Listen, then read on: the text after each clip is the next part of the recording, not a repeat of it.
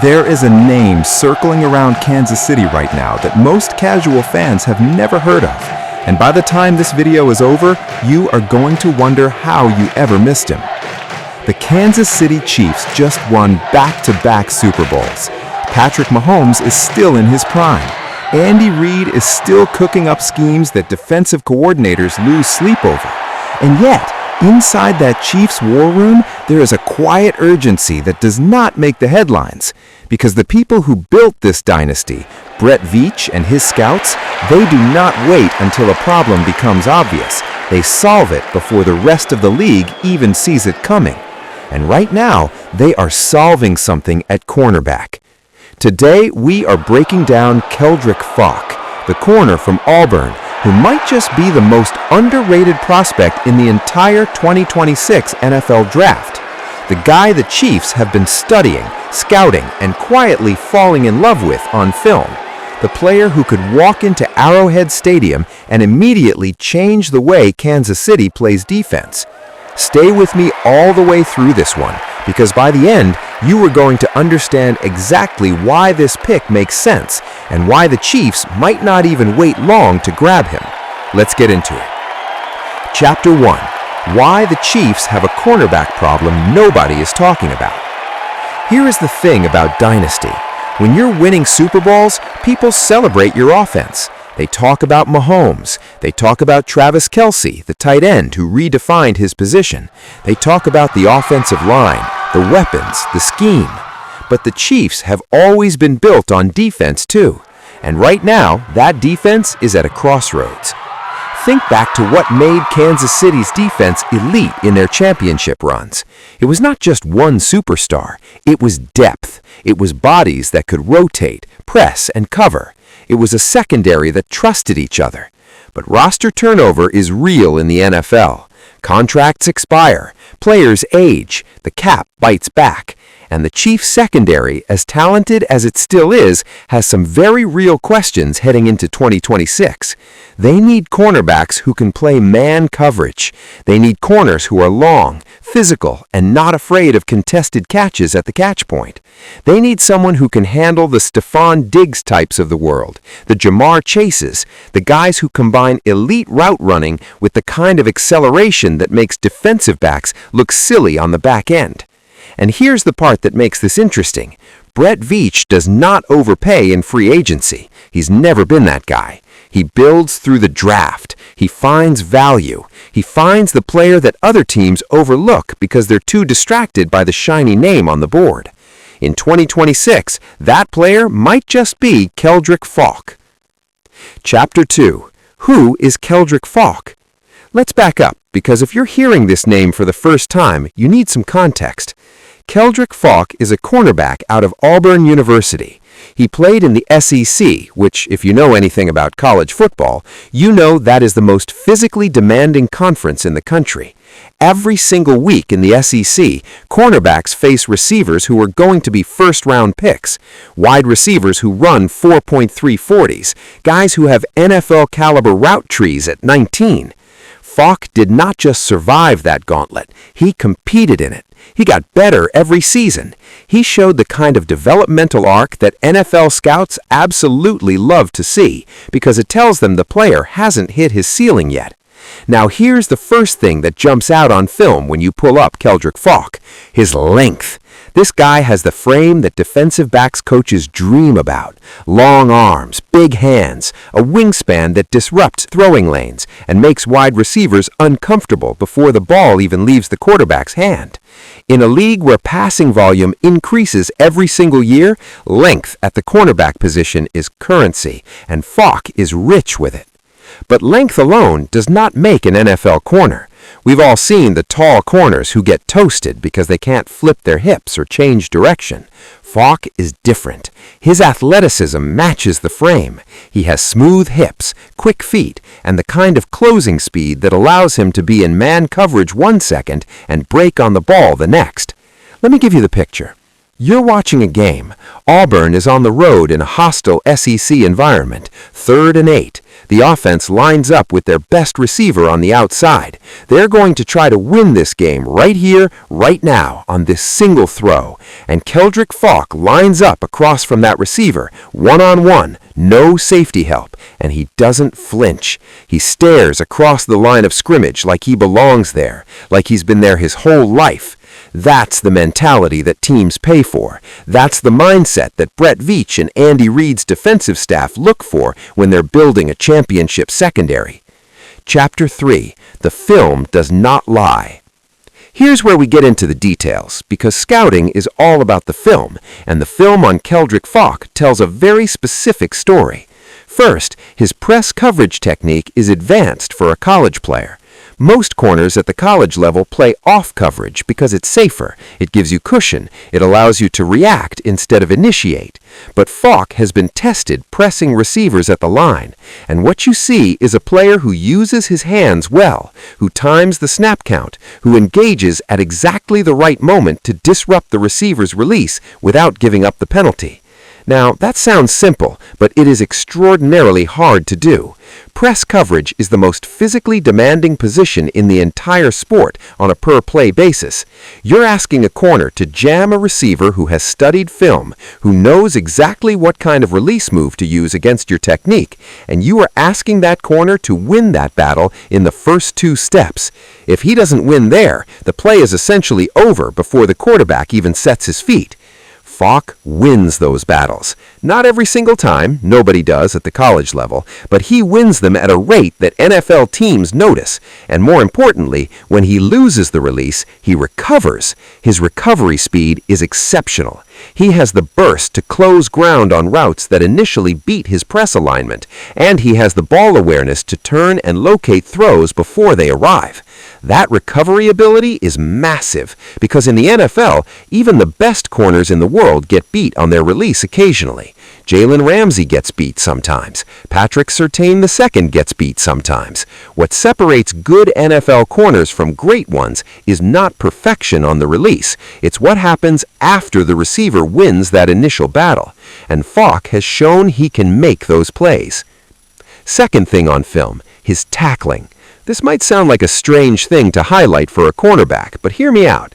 In Andy Reid's defensive system, corners are asked to do more than just cover. They have to be able to play the run. They have to be physical. They have to be willing to set edges and bring ball carriers down in space. A cornerback who can't tackle is a liability against spread offenses that use wide receiver screens, jet sweeps, and motion to attack the perimeter. And Faulk is not a cornerback who avoids contact. He brings it. He wraps up. He's not just a coverage player. He's a complete defensive back who understands that 11 players on defense have to work together to stop an offense, and his job doesn't end when the ball goes the other direction. Third, and this might be the most important thing, his football intelligence. Watch his eyes before the snap. Watch how he reads the receiver's alignment, how he processes the formation. He's not just reacting to what the offense gives him. He's anticipating. He has studied enough film that he starts reading the quarterback's intentions before the ball is snapped. That's a trait you can't coach into someone. You can work on technique, you can improve footwork, but that diagnostic ability, that processing speed at the pre-snap level, that's rare. And it's exactly the kind of intelligence that Andy Reid's system demands from every player on the field. Chapter 4. Why the Chiefs specifically. Now we get to the chess match, because it's not just about whether Faulk is good, it's about whether he's good for Kansas City specifically, and this is where it gets really interesting. The Chiefs, under Andy Reid, run a version of their defense that is sophisticated. They mix coverages. They play a lot of cover 2, cover 3, and pattern matching concepts that require corners to have very specific skills. They need guys who can work in zone and also flip to man coverage seamlessly, because defensive coordinator Steve Spagnuolo will rotate looks from snap to confuse opposing quarterbacks.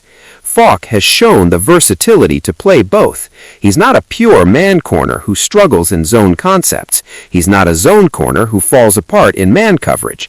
He has the technical and mental toolkit to operate in a system that asks him to do different things depending on the call. Beyond scheme fit, Think about what the Chiefs need physically at the position. They need a long corner who can cover in the red zone. They need someone who can win contested catches in tight spaces. The red zone is where drives end in points or in punts, and having a corner who can high point the ball, who can play through contact and make the quarterback believe there is no clean window is an enormous asset. Faulk has the size and ball skills to be that player. He has shown the ability to locate throws at the catch point and disrupt them. That is not a common skill set. Plenty of corners are good in space on the outside. Far fewer are reliable when the field compresses and the margins tighten in the red zone. And here's the strategic angle. The Chiefs have quietly been watching Faulk for longer than most people realize. Their scouts have been in Auburn's facility. They've had conversations with his coaches. They've run him through every mental and physical test they could get their hands on. This is not a late addition to their board. ChiefsDraftSecretLEAKED has been on the Chiefs' Names, the household prospects you have already seen on every mock draft. Those guys are going to go early. They are first-round talents. Everybody knows it. But after that initial wave, there is a cluster of corners in the middle rounds who represent enormous value. And Faulk sits right in that conversation. Depending on which analyst you listen to, he is projected anywhere from the second round to the fourth round. That range exists because of uncertainty. There are questions some teams have about his ceiling, questions about his experience against elite competition, questions about how his technique will translate to the NFL level. But here's the thing about that uncertainty. Every great draft pick in NFL history came with some uncertainty. Every single one. The scouts who get it right are the ones who cut through the noise, who watch the film more carefully than their competitors, and who trust what they see over what the conventional wisdom says. And what the Chiefs see, what their tape study tells them, is a player who is ready to contribute immediately, who has the foundation to become a very good NFL starter, and who comes at a price tag that fits perfectly into their cap structure. Think about what that means for Kansas City. They can use higher picks on other positions of need. They can address offensive skill positions or defensive line depth with their premium selections. And then, when Faulk is sitting on the board in the middle rounds, they swoop in and grab the value that other teams left behind because they were distracted by flashier names. That is the Chiefs' model. That is how they keep winning. They do not beat teams with one big move. They beat teams with 10 smart moves that compound over time. Chapter 6. The Comparison Game and Why It Matters. Every prospect needs a comparison. Scouts use them, analysts use them, front offices use them. They are a shorthand for translating college production into NFL projections. When evaluators watch ChiefsDraftSecretLEAKED, the names that come up most frequently are interesting. You hear Rasul Douglas mentioned, a corner who was underrated coming out of college, who bounced around the league before landing in situations where he could truly flourish. Douglas became one of the most reliable corners in the NFL, not because of his raw athleticism, but because of his football IQ, his understanding of leverage, and his ability to play physical without drawing penalties. Faulk has that same kind of feel. He is not going to blow up the combine with a time that makes everyone gasp. He is not going to be the most explosive player in pre-draft workouts. What he is going to do is play smart, physical, winning football week after week, the kind of consistency that championship teams are built on. You also hear some evaluators compare his style to Charvarius Ward, another SEC corner who was not a first-round pick, who was not the hot name coming out of college, but who developed into a genuine number one corner at the NFL level. Ward took time to develop. He needed to sit behind experienced veterans and absorb information before being asked to carry a load. But once he was ready, he became a force. The Chiefs are patient. They have proven over and over again that they are willing to develop players, to give young cornerbacks time to grow into their roles before asking them to carry the team. If Faulk has a similar developmental trajectory, the investment is absolutely worth it. Chapter 7. The Human Story. Now here is where the story gets personal. because WhyKeldricFaulk is not just a prospect, he's a person, and his journey to this moment is worth understanding.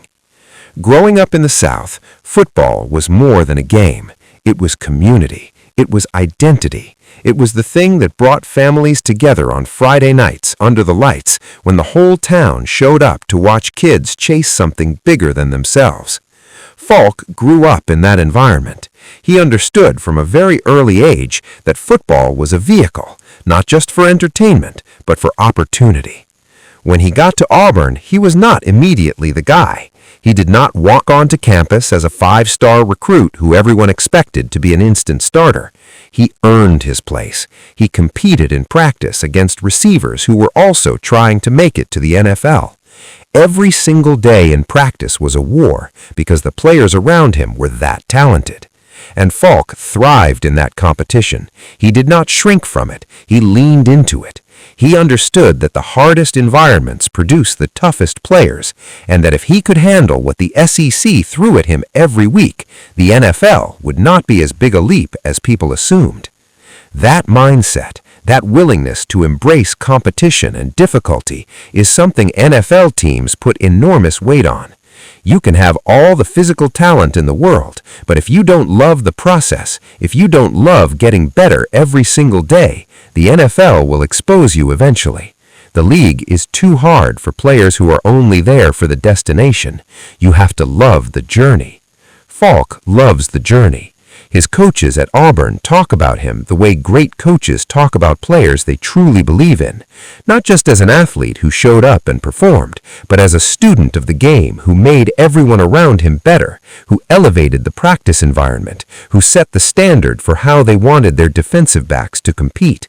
That's the kind of character reference that Brett Veach and the Chiefs organization prioritize above almost everything else. Physical talent is necessary, but character is what separates the players who win championships from the ones who are just along for the ride. Now, we have to be honest, because no prospect is perfect, and if you're going to really understand this pick, you need to understand the concerns too. The first concern some evaluators have about WhyKeldricFaulk is his competition level.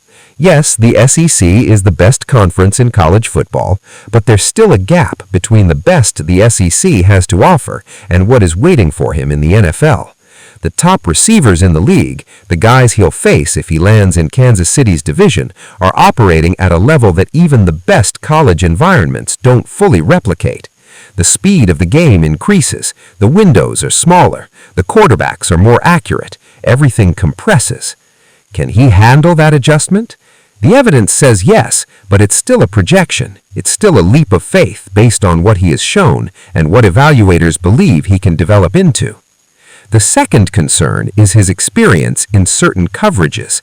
There are specific concepts that Auburn's defensive scheme did not use very frequently, which means Faulk has less reps in those situations than some other prospects.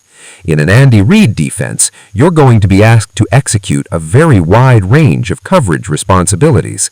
The learning curve for corners who did not run complex coverage packages in college can be steep. But here's the counterpoint, and it's an important one. Faulk's football intelligence mitigates that concern significantly. A player who processes fast, who studies film relentlessly, who asks the right questions and retains information, can pick up new coverage concepts faster than a player who is physically superior but mentally slower. The Chiefs have a reputation for developing corners precisely because their coaching staff is exceptional at teaching and installing complex concepts. The third concern is injury history. No prospect wants to talk about injuries, but teams have to assess them honestly. Faulk has dealt with some nagging physical issues during his college career, the kind of things that are common for players at any level of football, but which scouts want to understand fully before investing a draft pick. The Chiefs' medical staff will dig deep into every detail of his physical record before making a final decision.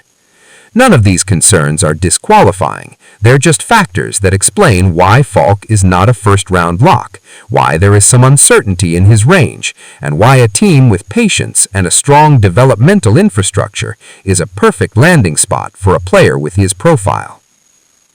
Chapter 9. The Big Picture. because this is not perfect. Now we have to be honest, because no prospect is perfect, and if you're going to really understand this pick, you need to understand the concerns too. The first concern some evaluators have about ChiefsDraftSecretLEAKED is his competition level. Yes, the SEC is the best conference in college football, but there's still a gap between the best the SEC has to offer and what is waiting for him in the NFL. The top receivers in the league, the guys he'll face if he lands in Kansas City's division, are operating at a level that even the best college environments don't fully replicate. The speed of the game increases, the windows are smaller, the quarterbacks are more accurate, everything compresses. Can he handle that adjustment? The evidence says yes, but it's still a projection. It's still a leap of faith based on what he has shown and what evaluators believe he can develop into. The second concern is his experience in certain coverages. There are specific concepts that Auburn's defensive scheme did not use very frequently, which means Falk has less reps in those situations than some other prospects. In an Andy Reid defense, you're going to be asked to execute a very wide range of coverage responsibilities. The learning curve for corners who did not run complex coverage packages in college can be steep. But here's the counterpoint, and it's an important one. Falk's football intelligence mitigates that concern significantly. A player who processes fast, who studies film relentlessly, who asks the right questions and retains information, can pick up new coverage concepts faster than a player who is physically superior but mentally slower. The Chiefs have a reputation for developing corners precisely because their coaching staff is exceptional at teaching and installing complex concepts. The third concern is injury history. What is coming? That culture is real. It is tangible. It accelerates development in ways that film cannot capture. ChiefsDraftSecretLEAKED is going to be fine wherever he lands. But if he lands in Kansas City, he is going to be in the best possible environment to become the player his best film suggests he can be. That is the story. That is why this pick matters. That is why his name is circling inside one of the best organizations in professional football right now. And now you know why. The 2026 NFL Draft is coming. The Chiefs are ready. And somewhere in Auburn, Alabama, a young cornerback with long arms and quick feet and a football brain that never stops working is about to find out whether his name gets called by the team that knows exactly what to do with players like him. Remember this video when it happens, because when you see ChiefsDraftSecretLEAKED walking off that stage with a Kansas City Chiefs hat on his head, you heard it here first. If this breakdown opened your eyes to a prospect you were sleeping on, hit that like button and make sure you are subscribed. Every week, we go deeper than the mock drafts, deeper than the highlights, and find the stories that actually matter when it comes to building championship rosters. The Chiefs are always 10 steps ahead. Today, we caught up with them.